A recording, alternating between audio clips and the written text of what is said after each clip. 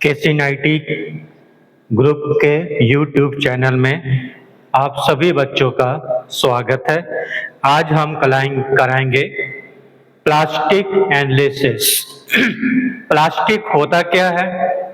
कोई बीम में, जब बीम में फ्लेक्सिबिलिटी ज़्यादा क्रिएट होती है, फ्लेक्सिबिलिटी का मतलब क्या है कि कठोरपन, हार्ड काफी ज्यादा हो। जैसे फॉर एग्जांपल जैसे ले लें, हम कोई स्केल ले लें प्लास्टिक की। अगर प्लास्टिक स्केल को बेंड करेंगे तो क्या होगा, मेरा जल्दी टूट जाएगा।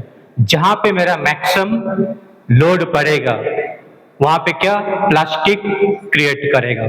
तो सेम इसी प्रकार बीम में भी है कि जहां पे मेरा मैक्सिमम मोमेंट क्रिएट करेगा वहां पे क्या मेरा प्लास्टिक फॉर्म करेगा और सपोर्ट पे भी मेरा प्लास्टिक फॉर्म करेगा, अगर सपोर्ट फिक्स है तो।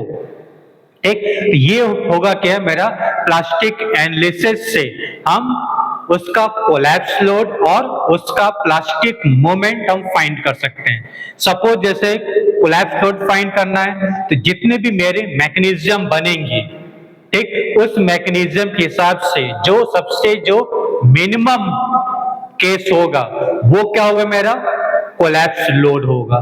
ठीक, उसी प्रकार मोमेंट के लिए, ठीक, जितने भी मेरे मैकेनिज्म बनेंगे उस मैकेनिज्म में सबसे जो मैक्सिमम होगा एबव द केस में, तो वो क्या होगा, मेरा प्लास्टिक मोमेंट कहलाएगा।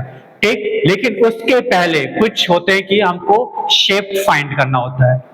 कोई भी बीम हो गया या कोई आई सेक्शन हो गया या टी सेक्शन हो गया, उसका मेरा शेप फैक्टर क्या होता है? तो शेप फैक्टर क्या है मेरा? S equal to ZP upon Z। ठीक, शेप फैक्टर क्या है मेरा?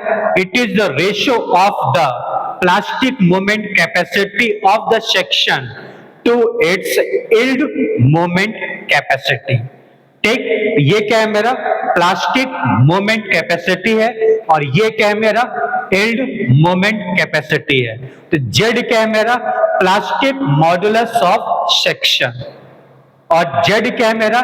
Elastic modulus of section. ठीक, इससे क्या लिखा जाएगा? इससे हमको लिखा जाएगा शेप फैक्टर। ठीक, अब ये क्या है? ZP क्या है मेरा?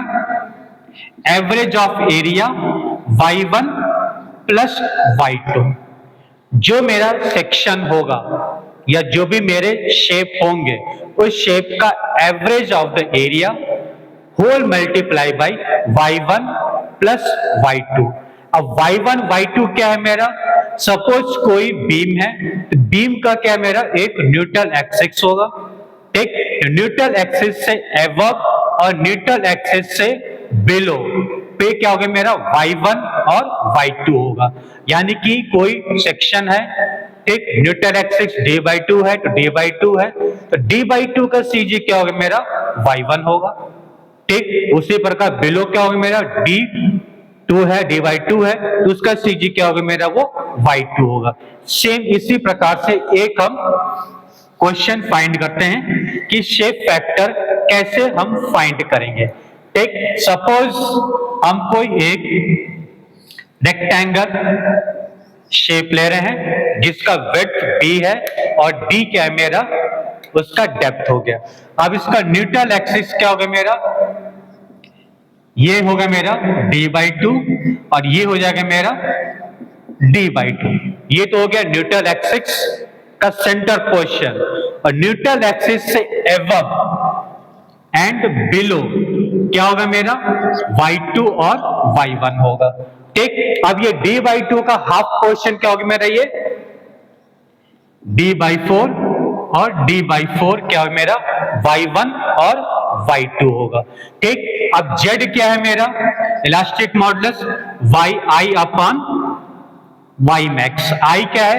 Moment of inertia divide by Y max. जो मेरा मैक्सिमम डेप्थ होगा वो क्या होगा मेरा?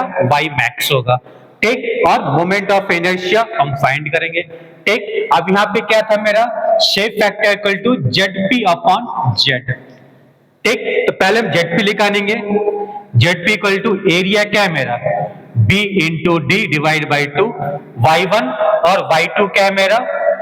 D/4 plus d/4।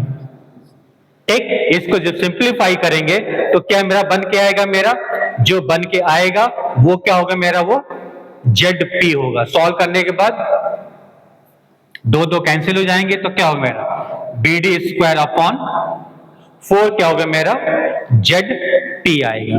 ठीक, अब इसके बाद हमको निकालना मोमेंट ऑफ इनर्शिया। तो आई क्या होता है मेरा BD³ /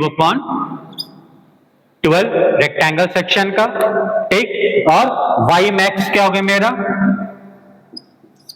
D/2।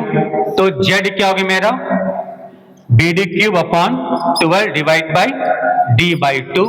ये क्या होगा मेरा BD³ / 6।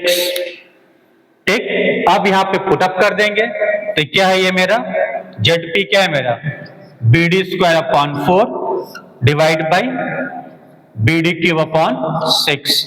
BD³ क्या कैंसिल हो जाएगा तो ये क्या है मेरा 6/4 डिवाइड करने के बाद क्या आएगा मेरा ये शेप फैक्टर जो आएगा रेक्टेंगल का वो क्या होगा मेरा 1.5 शेप फैक्टर आएगा।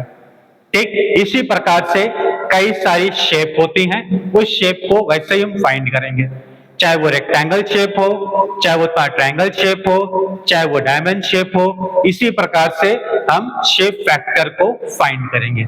नेक्स्ट सेशन में हम इसके ऊपर कुछ न्यूमेरिकल्स कराएंगे कि जो मेरा शेप है उस शेप के हिसाब से मेरा शेप फैक्टर कितना आएगा। अभी यहाँ पे क्या अननोन वैल्यू थी। ठीक, नेक्स्ट सेक्शन में क्या मेरा जो भी सेक्शन होगा, चाहे आई सेक्शन हो, चाहे चैनल सेक्शन हो, चाहे टी सेक्शन हो, उस सेक्शन पे जो मेरा शेप फैक्टर है वो क्या होगा वो चीज फाइंड करेंगे। Thank you.